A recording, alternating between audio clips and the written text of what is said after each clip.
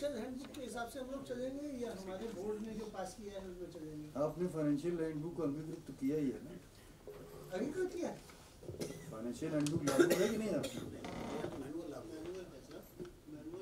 Manual में भी वहीं से लिया गया, रेप्लिका है तो फिर तो एक ही बात है, ठीक है। वहाँ 53 का रेप्लिका है तो उसमें भी यही है सब्सिस्टेंस, आगे उसका भी कोई स्रोत होगा, स्रोत वही है। नहीं, ये बताइए कि इसमें जो अपना मैनुअल है, आपको मैनुअल में सस्पेंशन ड्यूरिंग सस्पेंशन कुछ दिया हुआ है? रेप्लिका है, बता रहे 53 का रेप्लिका 50% ही है, 50% दिया जाएगा या 3 महीने बाद क्या किया जाएगा या 75 कैसे दिया जाएगा, ये तो फाइनेंशियल हैंडबुक में दिया हुआ है। क्या हमने इसको इनकॉर्पोरेट किया है या नहीं किया है, और हम लोग इसको फॉलो कर रहे हैं कि नहीं फॉलो? बात ये नहीं है यार,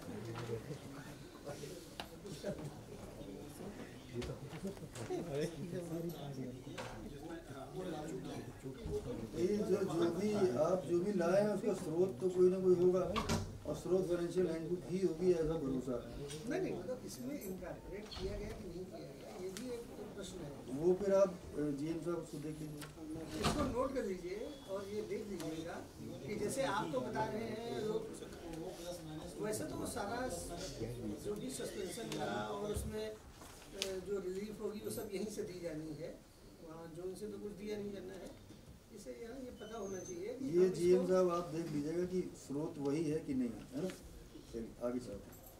एक डिफरेंस जो मुझे दिखा है, जो आपके यहाँ है और उसके यहाँ नहीं है,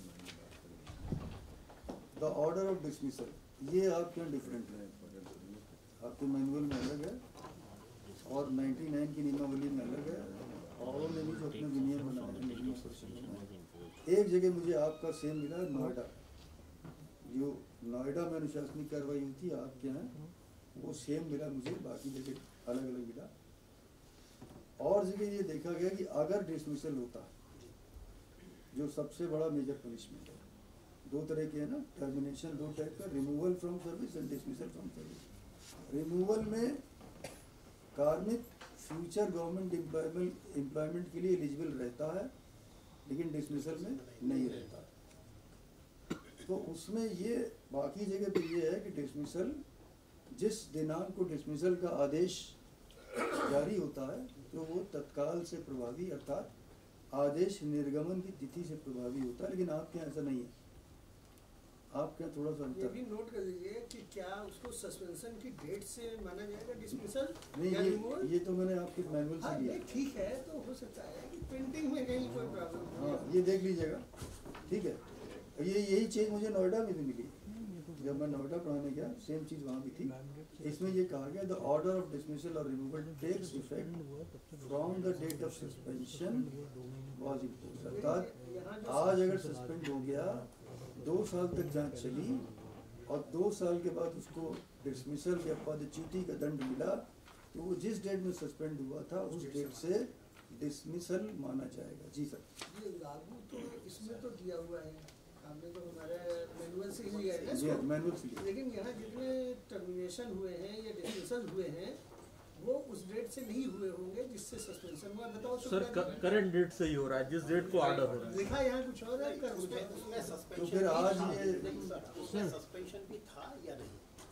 यदि सस्पेंशन था तो ये बात आएगी। हाँ, सस्पेंशन नहीं सर, सस्पेंड होता है आदमी और फिर टर्मिनेट। सर एसपी चौबे वाले में जो केस है वो उसका यही है सर, सस्पेंड हुए सर। नहीं, उसके बाद कोर्ट से गया, कोर्ट में भी हो गया, नहीं वो फिर बहाल हुआ है सर। बहाल हुआ तो फिर सस्पेंशन ऐसा बताइए, सस्पेंड भी हुआ और डिसमिस भी हुआ, और डिसमिसल का डेट क्या है? डेट से तो फिर रिकवरी की भी बात आ जाएगी सर। वो मांग रहा है पैसा अभी भी।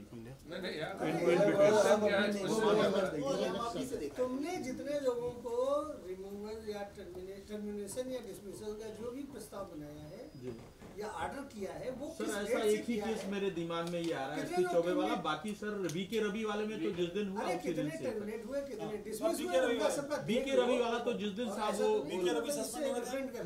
सस्पेंड नहीं हुआ सर, वो डायरेक्ट टर्मिनेट कर। चलो इसको देखना है कि ये अगर रूल है तो इसी डेट से उसे डिसमिस करना, नहीं तो कोर्ट में कुछ। ये आपका मैनुअल यही कहता है नहीं और ये manual बहुत के हिसाब से चलना है। कॉम्प्लिकेशंस क्लियर करेगा ये मैनुअल ठीक नहीं है। सर ये बिजली भी है। इसमें हम एक फिर आपने उसको लाभ आपको दिया ना। आपको जाते हुए सुझाव भी देते हुए जाएंगे। फिर रिकवरी की ही एक बात आपको आएगी। सुझाव भी देते हुए जाएंगे, लास्ट में देंगे मैनुअल के बारे में। आप उसमें क्या करते हैं? 99 में या मतलब वो आदेश दे देंगे। anyway, अब इसको ये देखना है कि किस डेट से हम लोगों ने किए हैं और आगे कैसे करेंगे इसको पढ़ लो। सुझाव देंगे लास्ट में। और कुछ और अन्य निगम procedure. The suspended employee is entitled to a subsistence allowance during the suspension period, ensuring they are not financially distressed while awaiting the inquiry outcome, कि वही financial distress ना हो जाए, इसलिए जीवन निर्वाह भत्ता उनको अभी बात कर ली थी। नेक्स्ट, जरा बातें ना करें। सुनो, बात ना करो यार। अब हम आते हैं बहुत इंपॉर्टेंट जो चीज़ है, आरोप पत्र या chargesheet. The disciplinary process formally begins with a charge sheet. Charge sheet serves as a formal notice to the employee about the allegations against them. अब चार्ज शीट में क्या चीज़ें अवश्य होनी चाहिए? Number 1, it should be prepared in a standard format. आपके इसमें standard format दिया हुआ है। अब वही फॉर्मेट सभी जगह होता है। वो जो औरों क्या है, आपके यहाँ भी वही, अभी कोई अंतर नहीं। उसी फॉर्मेट में होना चाहिए। उसमें क्या हमसे गलती हो जाती है वो अभी हम देखेंगे। Clearly and precisely outline the charges. आपके जो चार्जेस हैं क्लियरली प्रिसाइसली होने चाहिए। कई जगह हमने देखा, एक जगह लिखा है कि आप द्वारा आदेशों की अवहेलना की जाती है। ये वेग चार्ज है ना, किसी से वेग चार्ज। उसमें ये होना चाहिए दिनांक कितने को जब आप इस पद पर कार्यरत थे आपको ये आदेश दिए गए।